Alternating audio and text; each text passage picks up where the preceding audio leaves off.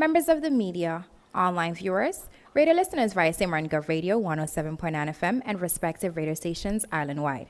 I'm Rolika Roach and welcome to the Live Council of Ministers press briefing for today, Wednesday, September 18th, 2019. At this time, I invite the Minister of Public Housing, Spatial Planning, Environment and Infrastructure, the Honorable Christopher Waver, to address you.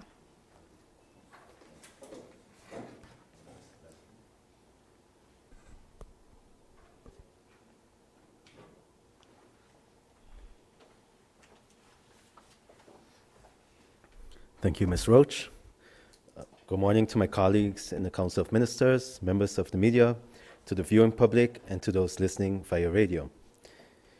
Today I have a few short announcements. Tropical Storm Jerry continues to head towards St. Martin and neighboring islands and threatens to hit landfall by Friday this week. It is projected to develop into a hurricane before reaching close to the Leeward Islands. We are all familiar with the devastation these hurricanes can leave behind. I therefore urge you, the citizens of St. Martin, to take all necessary precautions to ensure your safety and protect your property. I have scheduled a meeting with the Department of Infrastructure Management later today to ensure that all is in place for the potential storm. As you may have seen in the local media, I happened to witness what seems like an attempt by unscrupulous individuals within our community to light the Phillipsburg dump site on fire. You may also recall that on occasions, these fires have halted business operations in Phillipsburg and affected several areas as far as Cahill. These types of malicious acts have no place in our society. We have had several discussions in the past few years on a potential solution for our waste disposal problems. We can all agree that the talks have gone beyond the period we would have liked. However, lighting the dump site only puts at risk the well-being of our fellow citizens and threatens our economic redevelopment.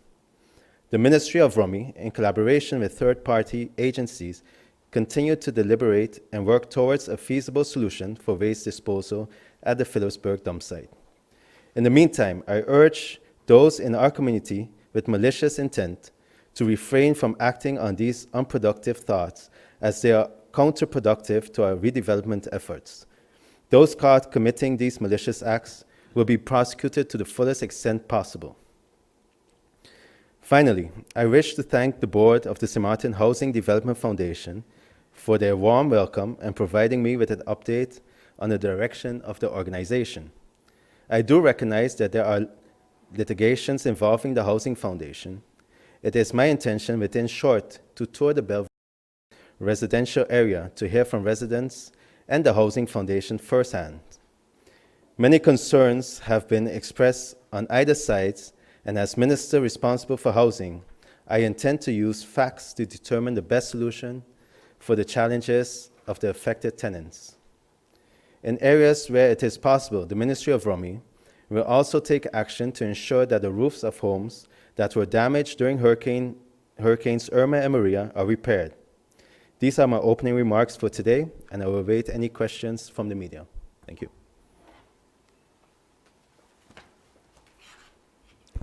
Thank you, Minister Waver, for your opening remarks.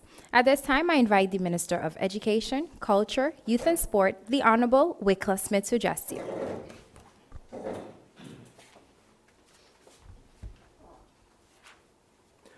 Thank you very much, Ms. Roach. Greetings to all gathered here this morning. Honorable Prime Minister, colleague ministers, the Department of Communications, members of the press, as well as those listening and viewing via radio, television, or social media. Good morning, Sualiga. Yesterday, I celebrated with the top performers for the 2019 Foundation-Based Education Exit Examinations. We recognized the students receiving the top scores for the 4 subject areas: English, Math, Dutch, and General Knowledge. And we also recognized the overall highest achiever. 8 students received gift certificates, as there were 4 tied for the highest score in General Knowledge, and 2 tied for the highest score in English. The overall top performer was Mahika Ramchandani of the St. Dominic Primary School. Mahika achieved a total score of 298 out of 330 points. Congratulations to all these students who are now attending the secondary school of their choice. I would like to encourage the students who are currently in Group 8 or 6th grade to study hard and to do their best so that they can also achieve excellent grades on their FBE exit exams at the end of this school year. Last Friday, I signed an MOU with the board of the University of St. Martin Foundation as we agreed to the terms of the government's continued subsidy with this key local institution. The cooperation between the government and the USM is a pivotal factor in our goals for tertiary education. USM has gone through a thorough auditing exercise by the SOAB, the Government Auditing Bureau, and the ministry and USM. We're all pleased with the outcome. As you may know, over the last several years, USM received an annual subsidy of 850,000 guilders. However, in the 2019 budget, USM subsidy was increased to 1.7 million guilders.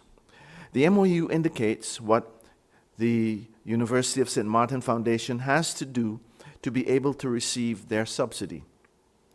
One of the last things that we are waiting on from the University of St. Martin Foundation is their vision and their business plan. As the Minister of Education, Culture, Youth and Sport, I would like to thank the staff of the Department of Education, the SOAB, and the board and management and staff of the USM for their cooperation in making it possible for the ministry and USM to be able to conclude the deliberations and the auditing with the signing of an MOU.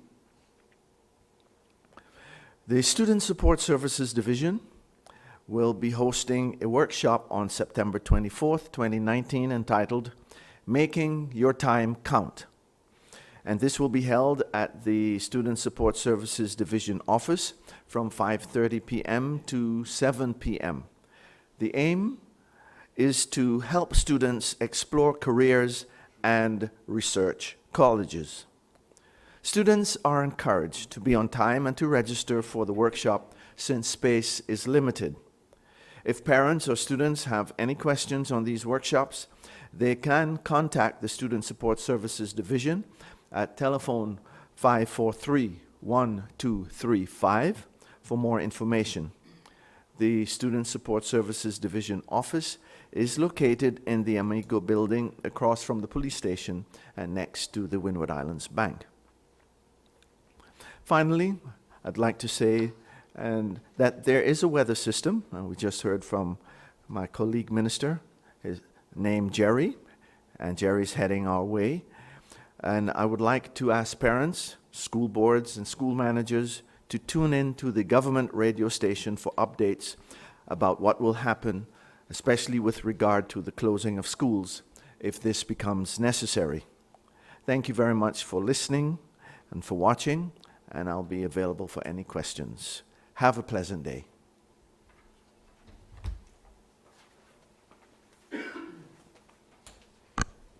Thank you, Minister Smith, for your opening remarks. At this time, I invite the Minister of Finance, the Honorable Perry Heerlings, to address you.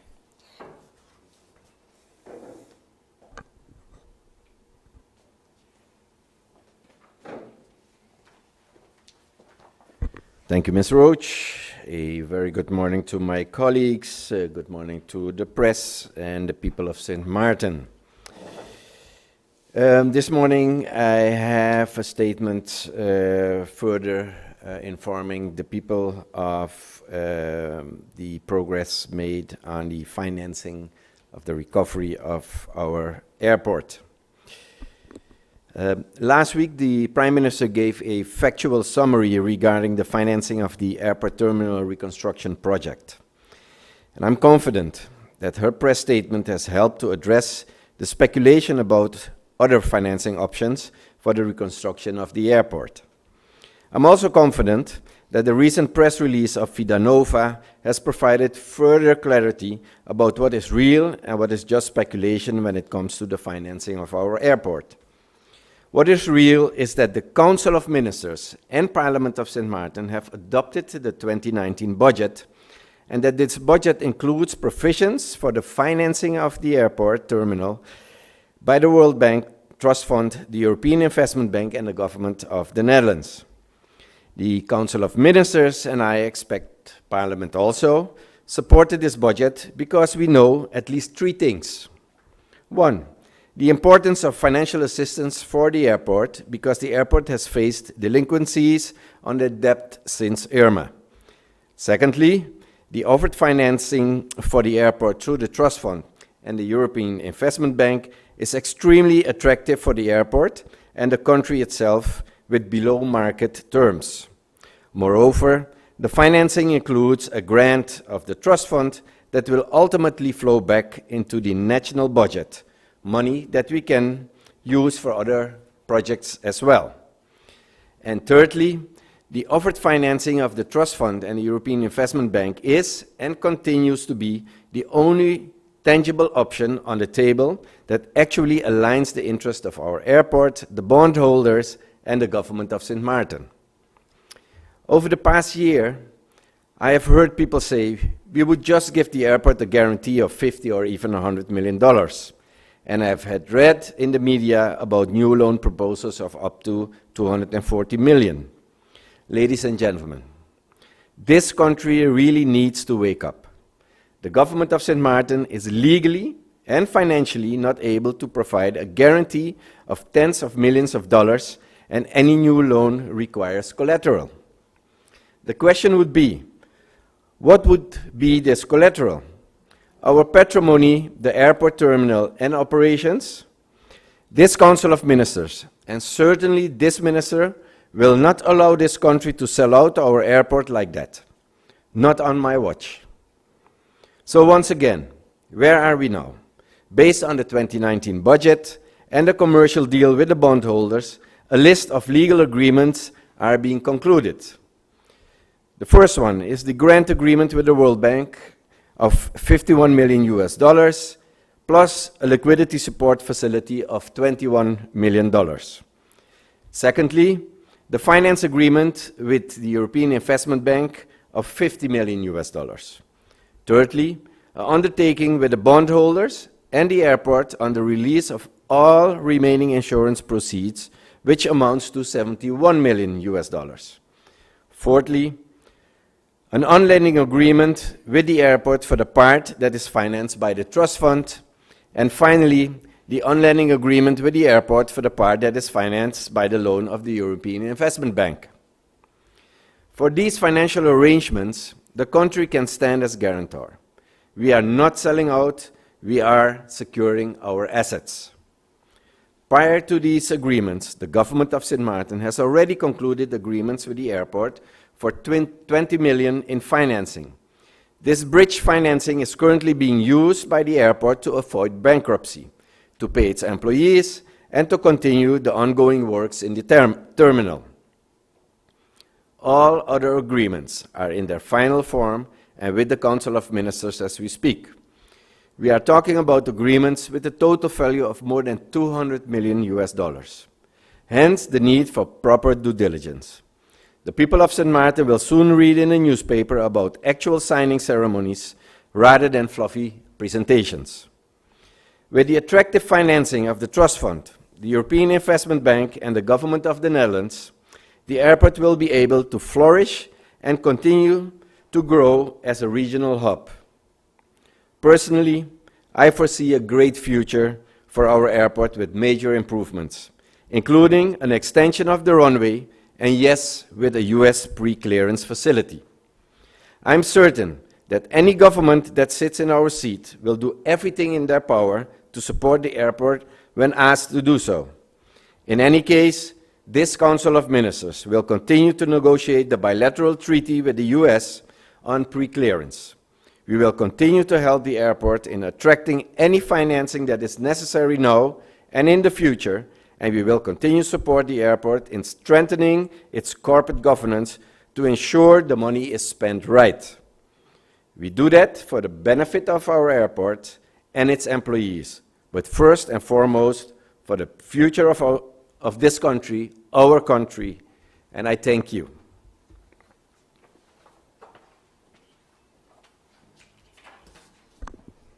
Thank you, Minister Heerlings, for your opening remarks. At this time, I invite the Prime Minister, Minister of General Affairs, and Acting Minister of Public Health, Social Development and Labor, the Honorable Leona Romeo Marlin. Thank you, Relika. Good morning, St. Martin. Good morning to my colleagues and the member of the press. I have several updates this morning, but I want to start off by stating on behalf of the government of St. Martin, I hereby extend heartfelt condolences to the acting head of the Department of Communication, Mr. Maurice Lake, on the passing of his father, Mr. Gordon Maurice Lake. Our condolences also goes out to his family, the siblings and friends of the late Mr. Gordon Maurice Lake. We would also like to extend our sympathy and condolences to the police force, family and friends of Inspector Eric Wheels on his untimely passing. We too keep the family and the force in our prayers. This morning at 5 a.m., the Met Office gave an update on Tropical Storm Jerry.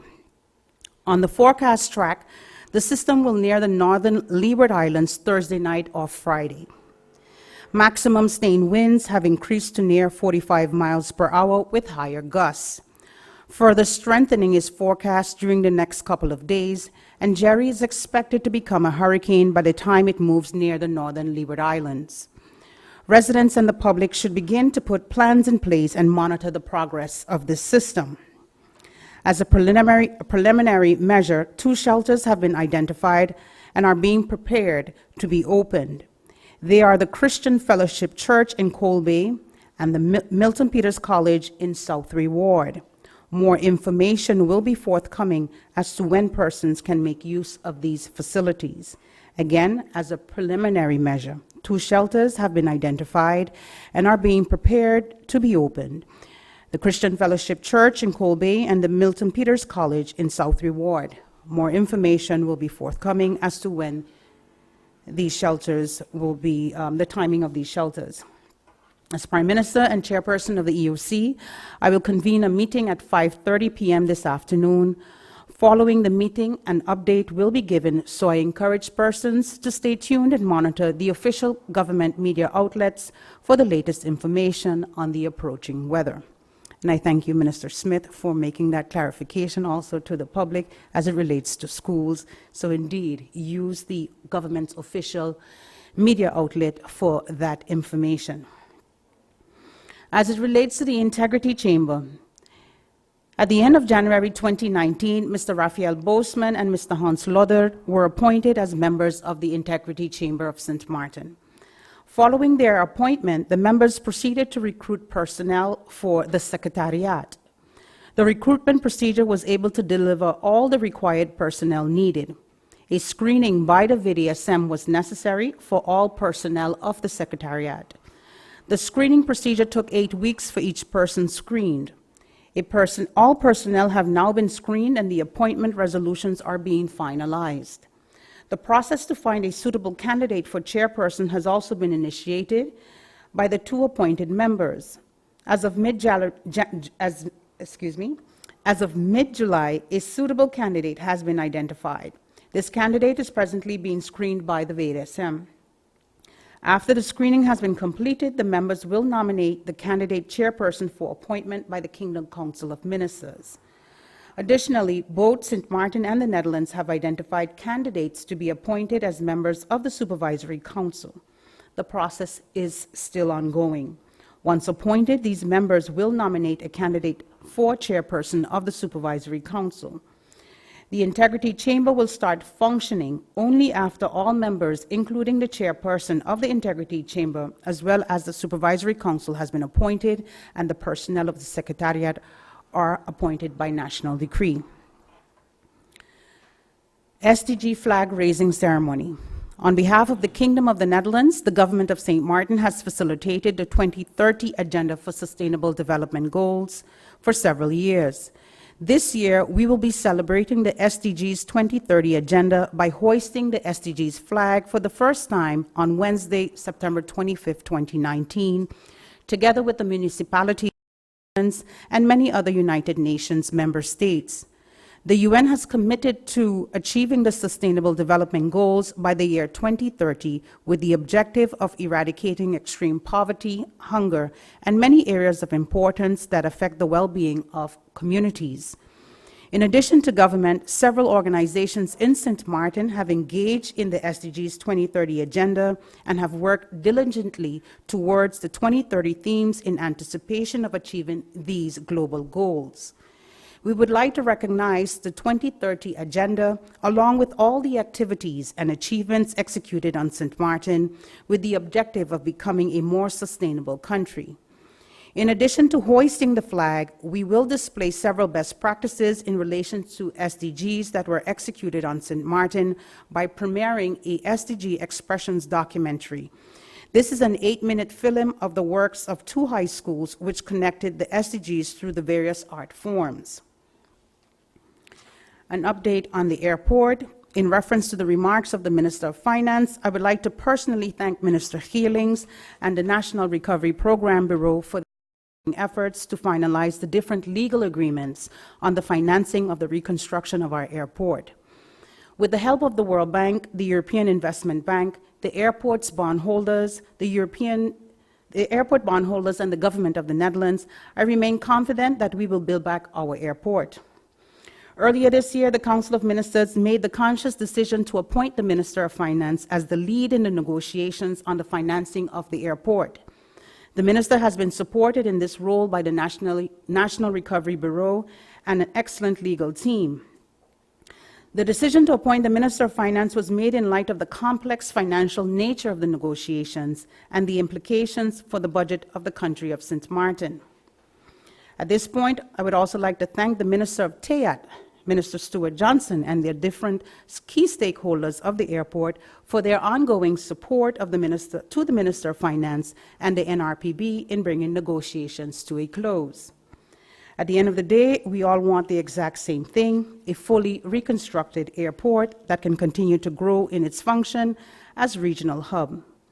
As Prime Minister and Chair of the Council of Ministers, I will continue to do everything in my power to protect our critical economic infrastructure and to do what is right to ensure a bright future for this country.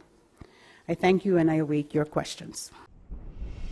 It's hurricane season. Are you prepared? Here are a few tips to remember to help keep you and your family safe.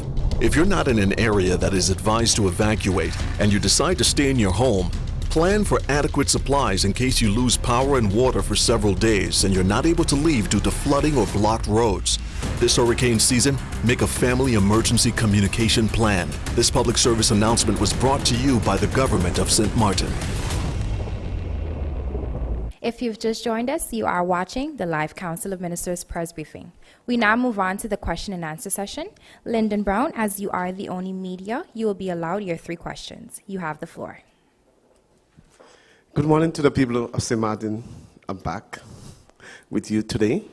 And morning to the ministers that are present here today. Prime Minister, Minister of General Affairs, I want to emphasize that CoM has come a far way and they have improved on their broadcasting ability. For the sake of our children and the people of St. Martin, explain to the people CoM, the 3-word, what is CoM, what they are doing for the people of St. Martin. And seeing that, I know that they are the official weather broadcasting agency. So explain all of this to the people. Thank you, Mr. Brown. DCOM is the Department of Communication, and they are responsible for communicating the vision, news, the reports, updates, you name it, to the people of St. Martin on behalf of the Government of St. Martin. We do use DCOM as, or we have to use DCOM as our official source of giving out information. For example, the weather, if there's a tropical storm coming in, if schools need to be closed. We urge the public to ensure that they stay tuned to the various opportunities that DCOM offer. For example, the radio station, 107.9, they have a Facebook page. We also use press briefing. I believe they have also other programs to disseminate information to the public. I do know that at times we battle with social media, and we run with a lot of other stories, but I urge the public and I take this opportunity to use DCOM as the official source to get information as it relates to decisions of the government of St. Martin. We have invested a lot in DCOM, therefore I will take this opportunity as well to ask other members of the press, of the media, to take the opportunity and use this setting to come and ask questions to the Council of Ministers. Thank you. The Department of Communication, also known as DCOM, is a multimedia service department under the Ministry of General Affairs. DCOM also serves as Emergency Support Function 8 before, during, and after a disaster, once the Emergency Operations Center has been activated by the Prime Minister. Once an official weather bulletin has been received from Met Department St. Martin, it is immediately channeled through the various media operations executed by DCOM. The weather bulletin in its written form can be accessed by the general public via the official government website stmartingov.org. If you're a Facebook user and you have liked and follow our Facebook page, facebook.com/SXMGOV, you will receive a notification that the weather bulletin has been posted. You can also follow our St. Martin Gov TV production of official national messages delivered by the Prime Minister as chairperson of the Emergency Operations Center via the official YouTube channel of the Government of St. Martin at youtube.com/Government of St. Martin. The messages also can be accessed live via St. Martin Gov Radio 107.9 FM or audio on demand via the Government of St. Martin SoundCloud that is posted to our Facebook page as soon as updates are issued about weather or government operations before, during, and after a storm or hurricane. The Department of Communication understands that during any type of disaster, communication is critical. So we encourage the general public to pay close attention to the official channels of information provided by the Government of St. Martin via DCOM so that you are properly informed and alerted to any approaching threats and for up-to-date and accurate instructions to follow before, during, and after any disaster.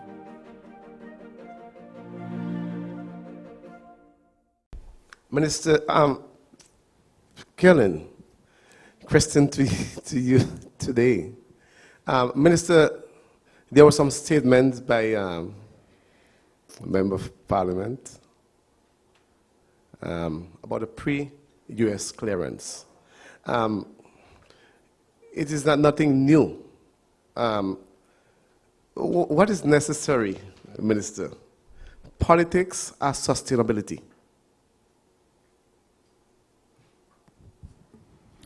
Politics or sustainability? Sustainability of what, Mr. Brown?